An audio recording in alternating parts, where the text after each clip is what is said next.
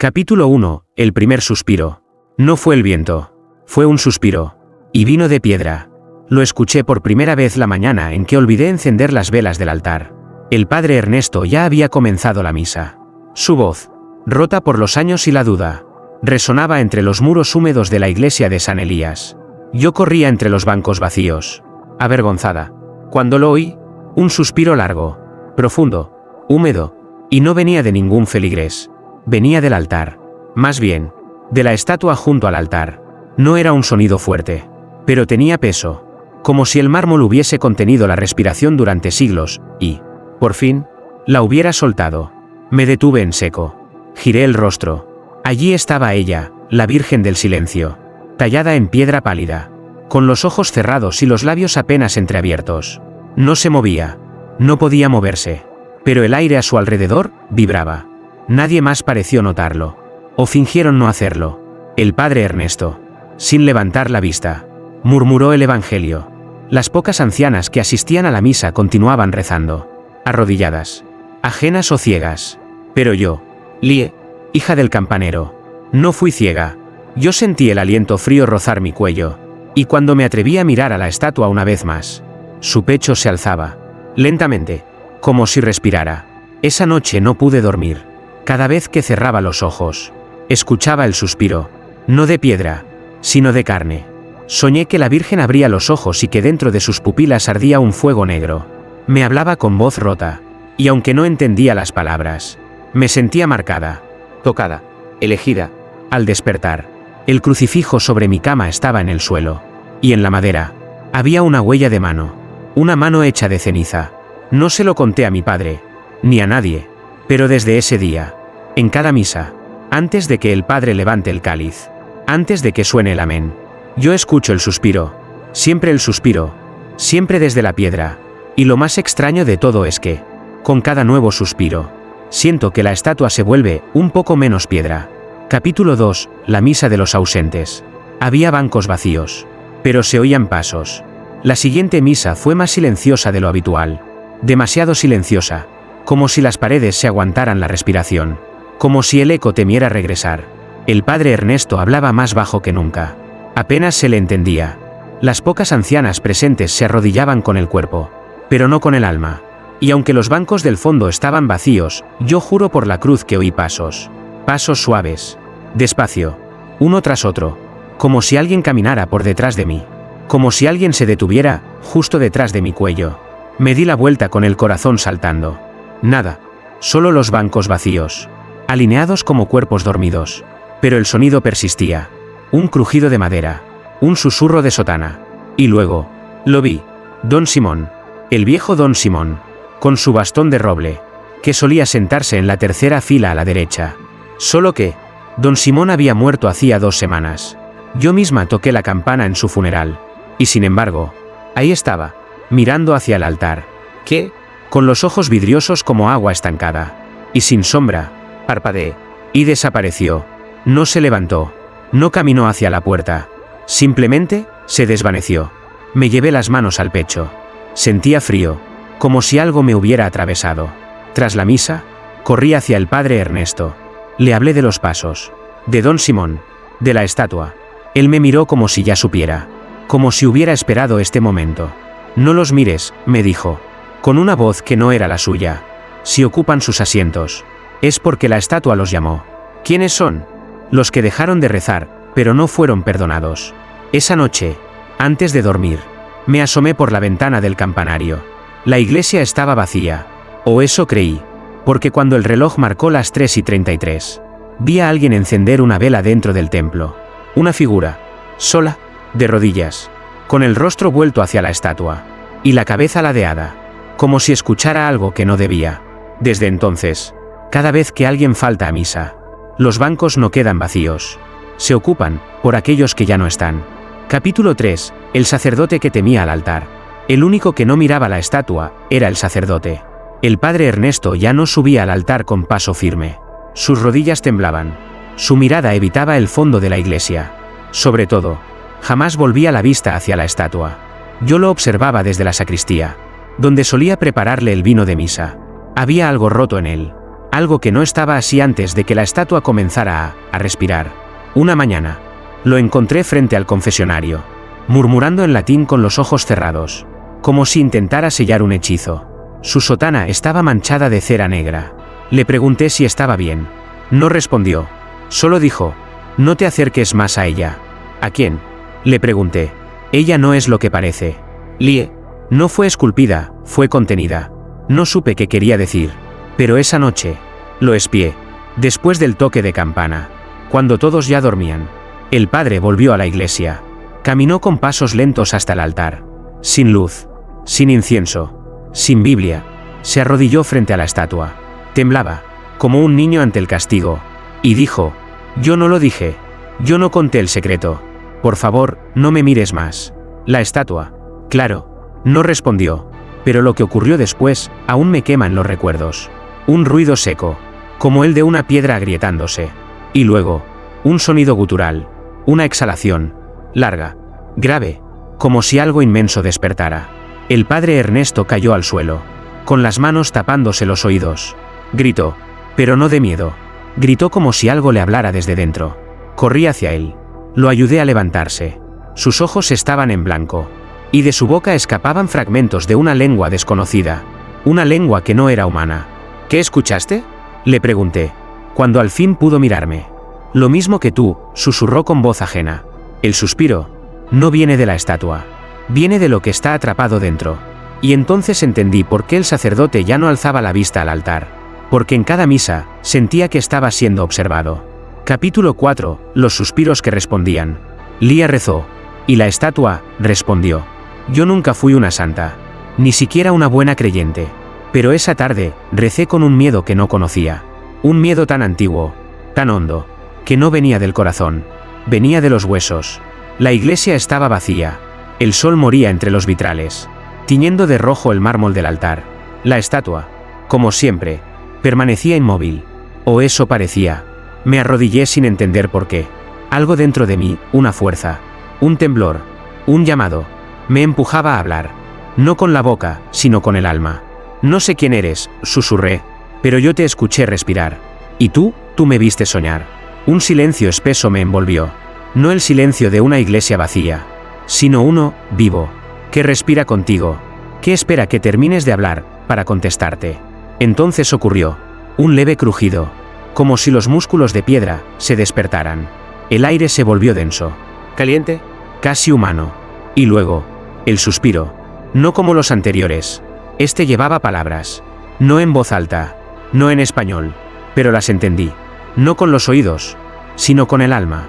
Lia, hija de la campana, tú tienes las manos limpias, aún. Me levanté de golpe. Miré a la estatua. Nada se movía, pero su pecho subía y bajaba. Lento, profundo, como si estuviera viva, como si rezara conmigo. Corrí hacia la puerta, pero estaba cerrada, sellada. El picaporte ardía al tacto.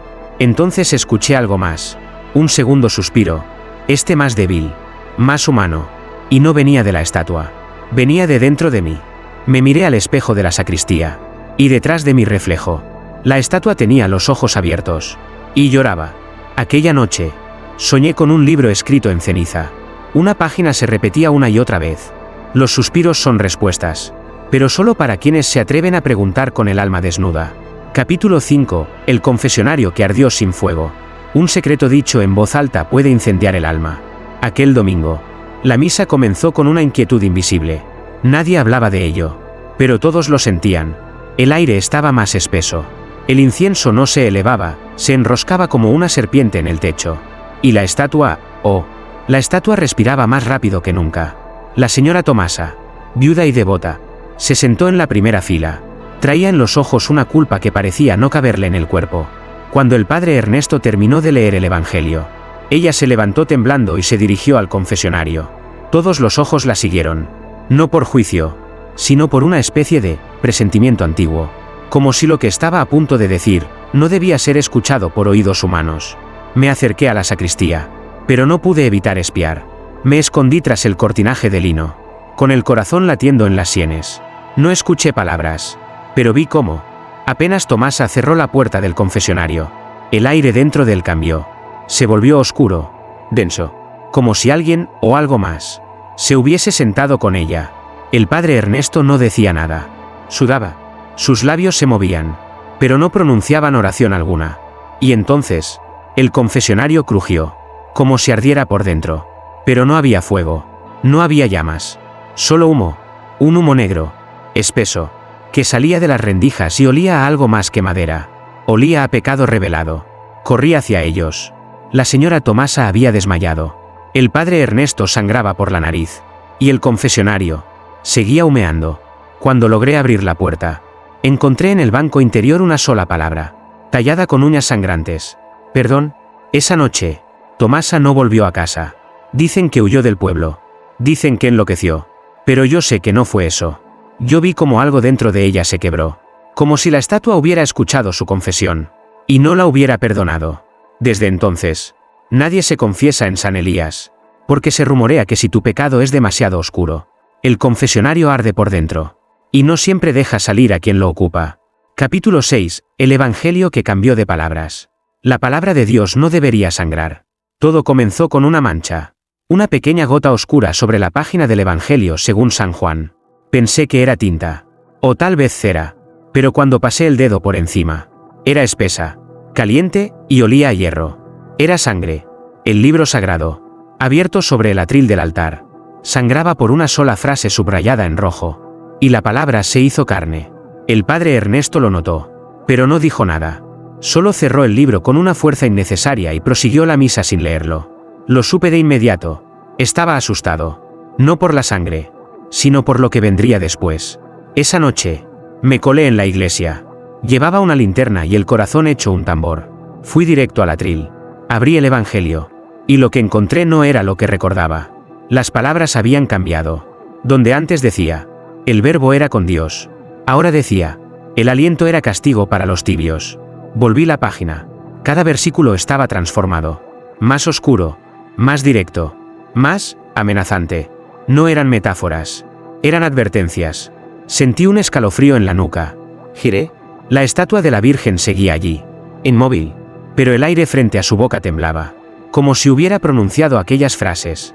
Como si el Evangelio ya no fuera palabra escrita, sino palabra dictada. Intenté cerrar el libro. No pude. Las páginas se pasaban solas. Como si una mano invisible me obligara a seguir leyendo. Y entonces apareció una frase que no estaba en ningún canon. En ninguna Biblia. En ningún texto eclesiástico conocido.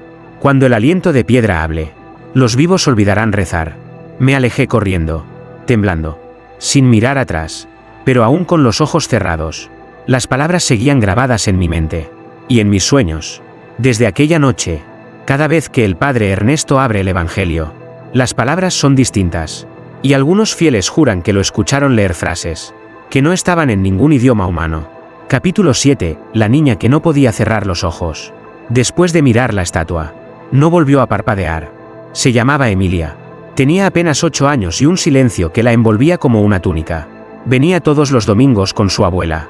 Se sentaba en la cuarta fila. Y siempre, fijaba los ojos en la estatua.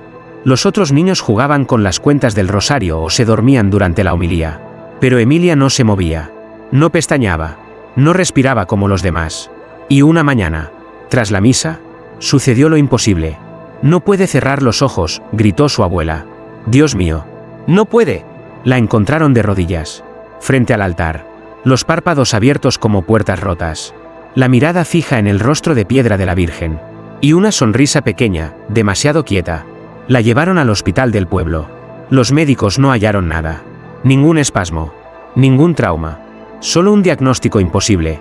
Los músculos que controlan el parpadeo estaban ausentes, como si nunca hubieran existido. ¿Qué viste, Emilia? Le pregunté en una tarde nublada, sentadas frente a la iglesia vacía. Ella me miró, y fue como si una tormenta me atravesara el alma. Vi a la Virgen, susurró, pero no como tú la ves. Vi cómo respiraba. Vi que abría los ojos. Y dentro, había muchas bocas. No supe qué contestar. Emilia bajó la voz aún más, como si me revelara un secreto prohibido. Me dijo que el mundo está lleno de palabras muertas, y que yo sería sus ojos para verlas arder. Esa noche, Emilia comenzó a hablar en sueños. Su abuela me dejó quedarme. Yo la oí repetir frases en una lengua seca, antigua, casi serpenteante. Anoté una de ellas. Al día siguiente, el padre Ernesto la reconoció. Eso no es un idioma humano, me dijo. Pálido. Es uno de los nombres de la estatua. Y solo los que están marcados pueden pronunciarlo sin morir. Desde entonces, Emilia sigue sin parpadear. Y en cada misa, la estatua respira al mismo ritmo que su pequeño pecho. A veces, cuando cae la noche, creo verla caminar dentro del templo vacío, sigilosa, con los ojos bien abiertos. Y detrás de ella, sombras que no le pertenecen. Capítulo 8. El cuarto bajo el altar. Hay puertas que no deben ser abiertas, aunque respiren desde abajo. Siempre supimos que el altar era más antiguo que la iglesia misma. Construido con piedras negras, lisas, traídas, según los registros parroquiales, de una cantera que ya no existe en ningún mapa. Pero lo que nadie sabía, o más bien nadie se atrevía a decir, es que debajo de él había algo. Yo lo descubrí por accidente. Estaba limpiando tras la misa del miércoles cuando noté que una de las losas del suelo, justo detrás del altar, vibraba levemente, no como si temblara el suelo, sino como si algo debajo respirara contra la piedra, como si esperara. Me arrodillé, puse la oreja contra el mármol, y allí estaba, el mismo ritmo que la estatua, el mismo aliento. Esa noche, regresé sola, con una linterna y una pequeña palanca de hierro. La losa no se resistió, se abrió como si quisiera ser descubierta. Debajo, una escalera descendía hacia la oscuridad. No olía a polvo, ni a humedad, ni siquiera a encierro. Olía a algo mucho peor, incienso seco mezclado con carne vieja. Bajé. Cada peldaño era más frío que el anterior, hasta que llegué. Un cuarto pequeño, circular, rodeado por símbolos tallados en las paredes, lenguas muertas, dibujos como espinas, y en el centro, un pedestal de piedra. Encima, descansaban 4 objetos cubiertos de tela, un cáliz con costras negras adheridas al borde, un rosario hecho de dientes humanos, una hoja arrancada de un evangelio, escrita al revés, y un cuaderno. Mi nombre estaba escrito en la tapa. Lo abrí con manos temblorosas. Dentro, decenas de páginas, todas vacías, excepto la última. Allí, con tinta roja, solo una frase. Aquí comenzó su aliento. Y aquí terminará el tuyo. La tapa del cuaderno se cerró sola. Y detrás de mí, la escalera desapareció. Durante horas, recé en la oscuridad. Pero fue otra oración la que me abrió la salida. Una que no recordaba haber aprendido, pero me ardía en la lengua como si hubiera nacido conmigo. Capítulo 9. El sacerdote que predicaba en lenguas. Sus sermones dejaron de ser humanos. El padre Ernesto siempre había sido un hombre de pocas palabras. Sus homilías eran sobrias, casi mecánicas, como si rezara más por obligación que por fe. Pero una mañana, algo cambió. Su voz cambió. Comenzó con una misa de domingo. La iglesia llena. La estatua, más pálida que nunca. Y el aire, cargado con un perfume metálico que no venía de las velas. El padre subió al púlpito. Abrió el evangelio, ese que ya no decía lo que debía. Y empezó a predicar. Pero no en español. Ni en latín. Ni en ninguna lengua que algún alma viva reconociera. Era un idioma roto, como piedras raspando metal. Un canto sin melodía. Un rezo que parecía arrastrarse entre las palabras, como si estuviera siendo dictado desde muy abajo. Al principio creímos que era una especie de trance. Pero entonces, los fieles comenzaron a llorar. No de emoción, no de miedo. Lloraban como si las palabras arrancaran algo de su interior. Una anciana gritó. Un hombre se desplomó. Una niña comenzó a reír, y no paró, hasta que sangró por la nariz. Yo me tapé los oídos, pero seguía escuchando la voz del padre dentro del pecho, como si predicara directamente desde los huesos. La estatua lo observaba. Sí, lo observaba, porque por primera vez desde que comenzó todo, la Virgen del Silencio tenía los ojos entreabiertos, y las comisuras de sus labios, curvadas en una mueca que no era sonrisa. Al terminar la misa, el padre bajó del púlpito agotado. Tenía la sotana empapada en sudor, pero no parecía confundido. Parecía liberado. Me acerqué a él. Le pregunté qué lengua había hablado, y con una calma espeluznante, me respondió. No era yo quien hablaba. Solo presté la garganta. La palabra quiere ser oída, aunque ya no traiga salvación. Esa noche, nadie durmió en el pueblo, porque las campanas del templo, que solo suenan por manos humanas, repicaron solas a las 3:33, y cada tañido traía consigo un eco en aquella lengua, la lengua de lo que respira dentro de la piedra. Desde entonces, el padre Ernesto no prepara sus sermones, solo escucha, y predica lo que le dictan. aunque eso le consuma un poco más el alma cada vez. Capítulo 10. La misa donde nadie tenía sombra. Donde la estatua respira. La luz se esconde. Fue una misa de mediodía, con el sol en lo alto y las paredes de la iglesia bañadas en oro. Todo parecía normal. La estatua en su rincón, los fieles en sus bancos, y el padre Ernesto, con los ojos más hundidos que nunca, dispuesto a leer el Evangelio. Yo fui la primera en notarlo. Una sensación en la piel, una ausencia sutil, una falta de sombra. Extendí la mano bajo la luz que entraba por el vitral, y no había nada, ni un contorno, ni una silueta, solo luz que atravesaba mi cuerpo como si no existiera. Miré a los demás. Todos seguían en silencio, de rodillas. Pero algo estaba mal. Sus figuras no proyectaban sombra alguna sobre los bancos ni el suelo. Era como si la luz lo rechazara. O peor, como si algo más la estuviera absorbiendo. Fue entonces cuando lo vi. La sombra sí estaba presente, pero no en su lugar, no debajo de los pies, sino agolpándose como humo negro alrededor de la estatua.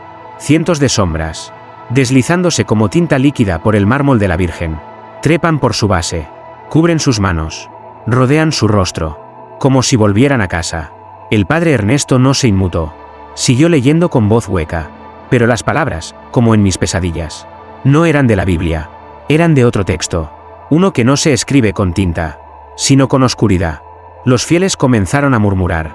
Sus voces eran huecas, como si hablaran sin boca. ¿Qué está pasando?, le susurré a Emilia, la niña de los ojos abiertos.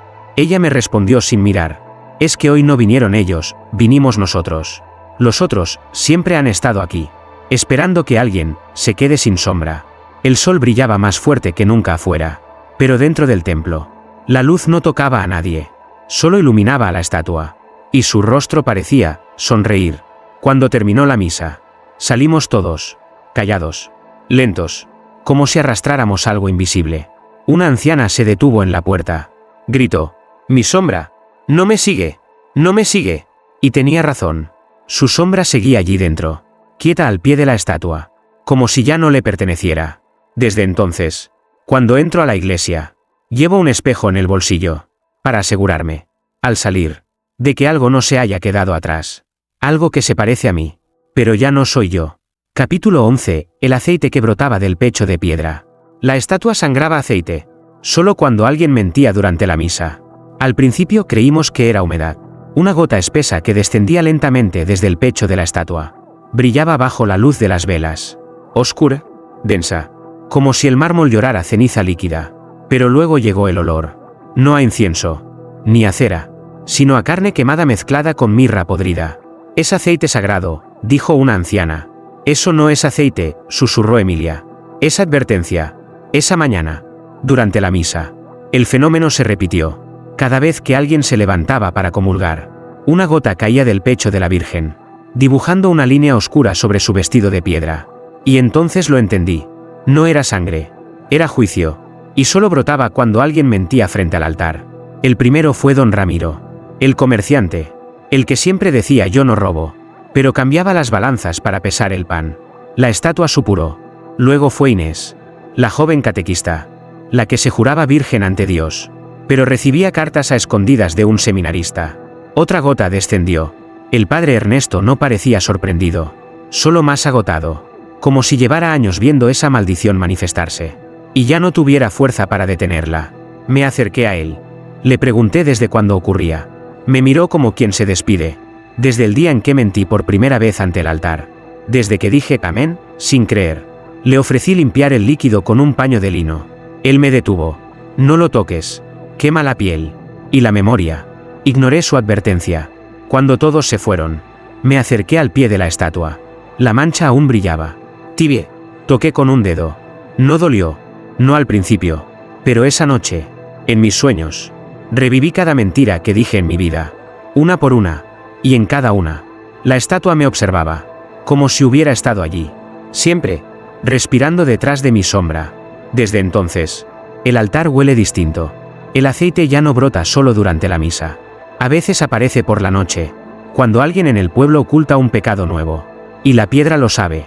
Capítulo 12. La respiración que llamaba a los muertos. Los que habían sido enterrados, llegaron a la misa. Ocurrió durante la misa de difuntos. Esa en la que se encienden velas por los que ya no están. por los que partieron en paz. O eso creíamos. La iglesia estaba más llena de lo normal. No de voces, sino de presencias. El incienso flotaba pesado, casi inmóvil. Las llamas no titilaban. Y la estatua respiraba de forma distinta. Más profunda, más fuerte, más deseosa. Algo iba a ocurrir. Lo sabíamos todos, aunque nadie lo dijera. Cuando el padre Ernesto nombró a los muertos del año, uno por uno, el aire se volvió frío. No de invierno, de tumba. Y entonces, empezaron a entrar. Primero fue el sonido, pasos suaves, secos, como huesos sobre piedra. Luego, las figuras. Una mujer con velo negro, cuyo ataúd ayudé a cargar en primavera. Un anciano con la cara partida, que murió en un accidente años atrás. Una niña de trenzas que fue enterrada con su muñeca entre las manos. Todos caminaban en silencio, uno por uno, ocupando sus antiguos lugares en los bancos de la iglesia. Nadie gritó, nadie huyó. Era como si el alma supiera lo que el cuerpo aún se negaba a aceptar. Aquellos que fueron nombrados habían sido convocados. La estatua exhaló, y con cada suspiro, otro muerto entraba. Yo me escondí detrás del confesionario, conteniendo el aliento, pero mis ojos buscaban a alguien, y lo encontré. Mi madre, vestida con la misma blusa con la que la enterramos, con la misma cruz de madera colgando del cuello. Me miró, y me sonrió con tristeza. No abrió la boca, pero su respiración coincidía con la de la estatua, como si ambas fueran una. El padre Ernesto no se movía. Tenía la mirada fija, los labios abiertos, pero sin voz. Solo al final, cuando el último nombre fue leído, dijo: el aliento de la piedra ha llenado los pulmones del polvo, y ellos han vuelto, no por fe, sino porque nadie los dejó descansar. Uno a uno, los muertos se levantaron, y sin volverse, salieron por la puerta principal. Desaparecieron en la niebla de la madrugada. Solo quedó el eco, y en el suelo, bajo cada banco, una huella marcada con ceniza. Esa noche, soñé con el cementerio del pueblo, pero no era un lugar de descanso. Era una sala de espera. Y todos respiraban. Capítulo 13. El día que la estatua dejó de respirar. Y cuando dejó de respirar, todos dejaron de rezar. Amaneció sin campanas, sin incienso, sin canto de aves ni pasos hacia el templo. Solo un silencio espeso que no se parecía al de otros días. Entré a la iglesia al alba. La puerta estaba abierta, pero el aire, muerto. Y allí, en su rincón habitual, la estatua de la Virgen del Silencio. Por primera vez desde que todo comenzó, no respiraba. No había vapor en el aire. No vibraban sus labios entreabiertos. Su pecho de piedra estaba inmóvil, frío, vacío. El padre Ernesto yacía frente al altar, boca arriba, con los ojos abiertos, y una sonrisa de paz grabada en su rostro. La misma paz que nunca tuvo en vida. A su lado, el evangelio estaba cerrado, sellado con hilo rojo, y en la portada, alguien o algo había escrito una frase con ceniza: cuando el último aliento cese, lo no dicho volverá al silencio. Encendí una vela. La llama no se movió, ni tembló, ni creció. Solo ardía, como si quemara un oxígeno antiguo, uno que no volvía a circular. Los fieles comenzaron a llegar, poco a poco, en silencio, y todos miraban la estatua, esperando algo. Pero ese algo no llegó. La misa no comenzó. El cáliz no se alzó. Las palabras no fueron pronunciadas. Nadie quiso hablar, porque todos, en el fondo, entendieron lo mismo que yo. La presencia se había ido. No sabíamos si era Dios, o algo más profundo, pero aquello que habitaba la piedra, aquello que susurraba en sueños, que despertaba a los muertos, que leía nuestras mentiras, ya no estaba, y en su ausencia, no sabíamos rezar. Yo me acerqué por última vez, toqué la base de la estatua, fría, seca, sin pulso, y entonces sentí, no una voz, ni un suspiro, sino una pregunta, una que brotó desde dentro de mí, como si alguien más la pensara usando mi alma. ¿Qué queda de la fe cuando el ídolo se calla? Salí del templo sin mirar atrás, y cuando crucé la puerta, escuché por última vez la respiración de la estatua, pero no dentro del templo, sino dentro de mí. Hoy, la iglesia está vacía, nadie se acerca, nadie se confiesa, pero algunos aseguran que, al pasar por fuera, sienten un leve suspiro en el aire, como si la piedra hubiera salido a caminar entre nosotros, y ya no necesitara un altar para escuchar nuestros pecados. Epílogo. El eco en los muros. Algunos altares no olvidan, solo esperan. El templo fue clausurado una semana después. El obispado envió inspectores, sacerdotes jóvenes que no conocían el miedo, ni la historia que las paredes susurraban cuando nadie miraba. Los sellaron con cruces de madera, con decretos, con agua bendita importada desde Roma, pero el aire seguía oliendo a aliento antiguo. Yo me fui del pueblo, cambié de nombre, cambié de fe, intenté olvidar, pero anoche, en una ciudad que no tiene campanas, en una calle donde el viento no sopla, la vi. Estaba en una vitrina de antigüedades, entre máscaras africanas, relicarios oxidados y libros sin título. Una estatua de mármol, misma postura, mismo rostro, mismos labios entreabiertos. Y aunque el vidrio la separaba de mí, escuché el suspiro. No corrí, no grité, solo recé, no a Dios, sino a lo que había dentro, a lo que aún respira, aunque nadie se atreva a escucharlo, porque hay cosas que no se destruyen, solo cambian de iglesia.